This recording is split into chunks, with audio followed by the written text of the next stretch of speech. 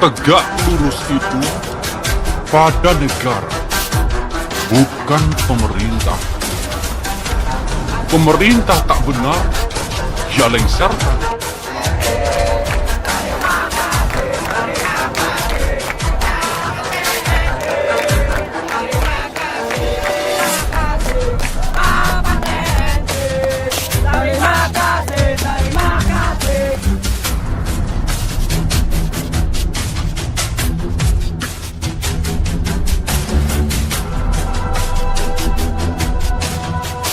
Pada seluruh prajurit Kopassus dimanapun berada, termasuk sesepuh purnawirawan dimanapun berada, saya berpesan, bantu saya, jaga kehormatan Baret Merah, jangan sampai ternodai oleh kepentingan apapun. Saya Kopassus akan tegak lurus kepada pemerintah dan menjaga keutuhan Negara Kesatuan Republik Indonesia. Sekali lagi ya, saya berpesan kepada seluruh prajurit Kopassus dimanapun berada, sesepuh purnawirawan dimanapun berada, bantu saya, jaga kehormatan Korps Baret Merah, jangan sampai ternodai. Saya Kopassus tegak lurus kepada pemerintah untuk menjaga keutuhan Negara Kesatuan Republik Indonesia. Para purnawirawan siap memberikan yang terbaik untuk bangsa ini. Yang lurus harus didukung, yang tempo harus diluruskan, yang uragan harus dihancur. Maaf, tulangku, darahku, tapi tidak sekuat. Tapi niatku, tekadku yang sudah terpati tidak akan bisa. Apapun pada siapapun dan terhadap apapun, kami selalu tiga hal. Yang pertama, kami tidak mau berbohong. Yang kedua, kami tidak mau memfitnah. Dan yang ketiga, kami tidak mau menipu. Juga ada tiga hal yang harus kami perjuangkan. Yang pertama adalah kejujuran, yang kedua adalah kebenaran, dan yang ketiga adalah keadilan.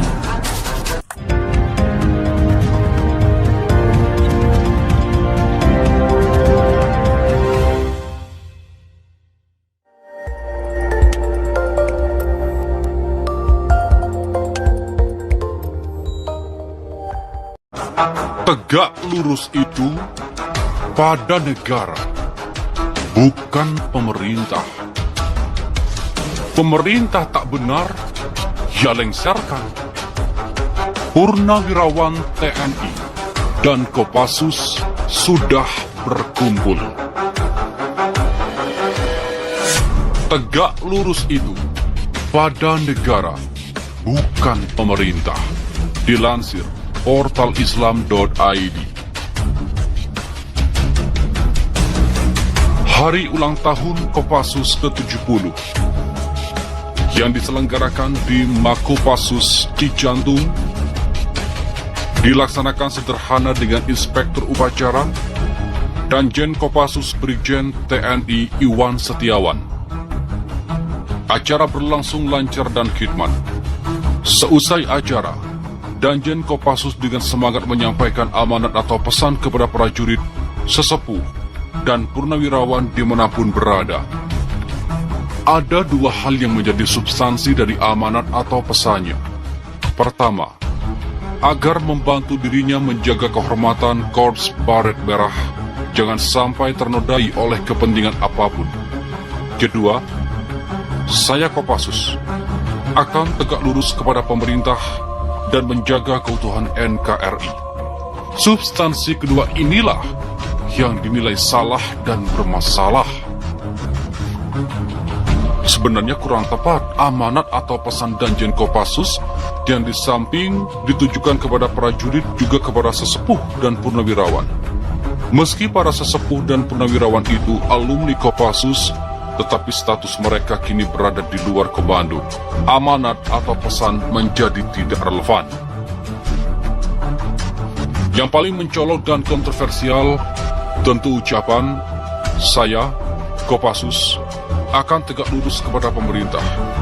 Disinilah salahnya Pak Danjen. Kopassus semestinya tegak lurus kepada negara, bukan pemerintah. Ungkapan yang diulang kembali ini menandakan Danjen Kopassus itu yakin dan sadar akan keharusan tegak lurus kepada pemerintah. Kopassus sebagai bagian dari TNI harus tunduk pada Undang-Undang Nomor 34 Tahun 2004 tentang TNI, yang menegaskan bahwa TNI berperan sebagai alat negara di bidang pertahanan yang dalam menjalankan tugasnya berdasarkan kebijakan dan keputusan politik negara Pasal 5. Bukan keputusan politik pemerintah. Demikian juga dalam konsideran butir dinyatakan dengan tegas bahwa TNI dibangun dan dikembangkan secara profesional sesuai dengan kepentingan politik negara, mengacu pada nilai dan prinsip demokrasi, supremasi sipil, hak asasi manusia, ketentuan hukum nasional, dan ketentuan hukum internasional yang sudah diratifikasi dengan dukungan anggaran belanja negara yang dikelola secara transparan dan akuntabel. Menyamakan negara dengan pemerintah tentu fatal. Pemerintah dapat berganti-ganti, sedangkan negara permanen. Pemerintah dapat berperilaku otoriter, menindas rakyat, atau menyimpang dari tujuan yang dirumuskan oleh negara. Pemerintah oligarki tidak sejalan dengan negara demokrasi. Negara terdiri dari pemerintah dan rakyat, semata mendukung pemerintah, dapat memosisikan berhadapan dengan rakyat. Kopassus yang tegak lurus dengan pemerintah tanpa melihat perilaku dari pemerintah justru berbahaya bagi negara. Kopassus adalah TNI yang seharusnya tegak lurus dengan kepentingan rakyat yang berbasis ideologi Pancasila dan menjunjung tinggi nilai kebenaran, keadilan, dan kejujuran. Kopassus tidak boleh tegak lurus pada pemerintah yang menjual kedaulatan negara kepada asing, memperbanyak hutang yang menyulitkan generasi mendatang, meminggirkan kelompok agama, bernafsu tanpa modal ingin ibu kota negara baru, berpihak pada pengusaha bukan pekerja, atau pemerintah yang seenaknya menaikkan harga, serta hipokrit soal korupsi, kolusi, dan nepotisme. Tegak luruslah pada negara. Bela rakyat sebagai pemilik kedaulatan, lindungi hukum dari penyiasatan politik. Kopassus adalah pasukan khusus yang diharapkan dan dirindukan rakyat. Jangan menjadi alat untuk menyusahkan rakyat dan mengendurkan para pengkhianat bangsa. Kopassus adalah tentara rakyat, tentara pejuang, tentara nasional, dan tentara profesional. Tidak satupun kalimat dalam undang-undang yang menyatakan bahwa TNI adalah tentara pemerintah. Artinya, TNI itu bukan tentara Jokowi, Luhut, Mahfud, ataupun Yakut. Bukan pula tentara Erlangga, Monarva, Lahadalia, atau Siti Nurbaya. Pemerintah berbeda dengan negara. Dirgahayu Kopassus ke-70. Selamat Kopassusku, Kopassus kita, Kopassus Indonesia. Oleh M. Rizal Fadilah, pemerhati politik dan kebangsaan. Bandung, 19 April 2022. Presiden Jokowi di-impeachment atau dijatuhkan. Gegara wacana penundaan pemilu 2024 dan perpanjangan masa jabatan 3 periode yang dinyatakan oleh 7 pejabat padahal jelas-jelas telah menabrak dan mengangkangi konstitusi Undang-Undang Dasar 1945, maka di medsos telah viral mereka disebut sebagai 7 penjahat negara. Terdiri dari 2 pejabat menteri, 1 pejabat setingkat menteri, 1 menteri merangkap ketua umum parpol, 1 pejabat wakil ketua DPR merangkap ketua umum parpol, 1 ketua umum parpol, dan 1 sekjen parpol. Bahkan, oleh tokoh politisi senior sekali Amin Rais, LBP sudah disebut sebagai musuh nomor 1 rakyat Indonesia. Lebih lagi oleh para mahasiswa pendemo, LBP CS ini disebut penjahat dan buronan negara sebagai pengkhianat demokrasi. Pertanyaannya sekarang, jangankan secara pidana, bagaimana secara etika terlebih dahulu suatu lembaga kabinet yang justru seharusnya menjadi pelayan rakyat alias sebagai pembantu presiden, malah sebaliknya sudah menjadi musuh rakyat? Apalagi ada 1 menteri yang seharusnya memiliki kewenangan luar biasa besar, malah dengan mudahnya DKO oleh mafia minyak goreng. Belum lagi menghadapi mafia migas, LPG, dan listrik, dampaknya sudah sangat lama tidak saja semakin menderitakan rakyat, nyaris pula pembangkrutan BUMN-BUMN-nya. Terlebih lagi saat terjadi pandemi COVID-19 pada puncak-puncaknya, dana penanggulangan bansos terkait pengadaan bahan kebutuhan pokok konsumsi rakyat dikorupsi. Seorang menteri pun dipenjara.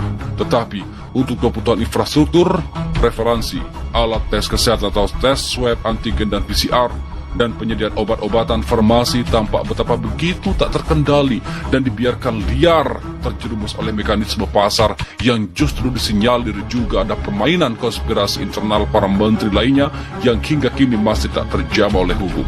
Sehingga di satu sisi banyak ratusan ribu korban meninggal karena pandemi, tetapi justru di sisi lain ada banyak orang kaya bertambah termasuk